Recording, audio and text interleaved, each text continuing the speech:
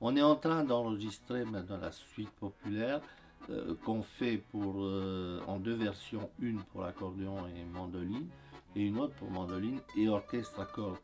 Et je dois dire que c'est une pièce qui me plaît maintenant pendant qu'on l'enregistre.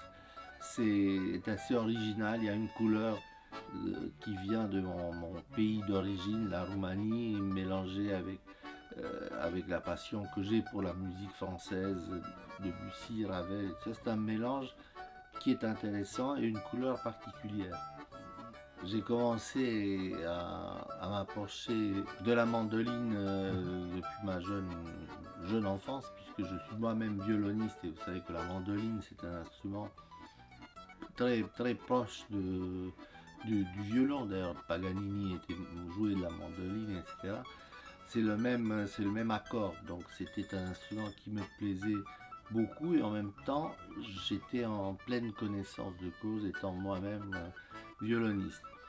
La rencontre avec Vincent Bert de Mander a été pour moi très bénéfique dans le sens où ça m'a donné une envie d'écrire des choses dans lesquelles la mandoline a un rôle soliste et beaucoup plus important que uniquement un rôle de coloriage, si je peux dire.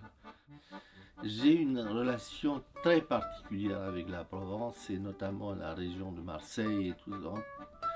Si vous voulez, ça a commencé avec les musiques de films que j'ai faites pour Yves Robert, d'après les œuvres de Pagnol. Je parle de la gloire de mon père, le château de ma mère, qui m'ont fait découvrir cette région et l'œuvre de Pagnol qui m'a poursuivi et continue de me poursuivre, puisqu'après j'ai fait La femme du boulanger, la trilogie marseillaise, Marius, Fanny, César, pour le cinéma ou pour la télévision.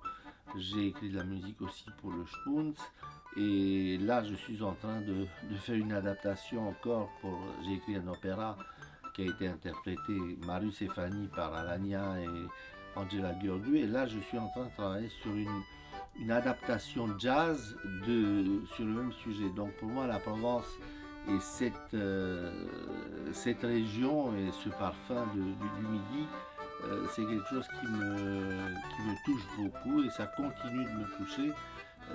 Et cette rencontre avec Vincent, c'est un peu la continuation normale de cette rencontre avec la Provence.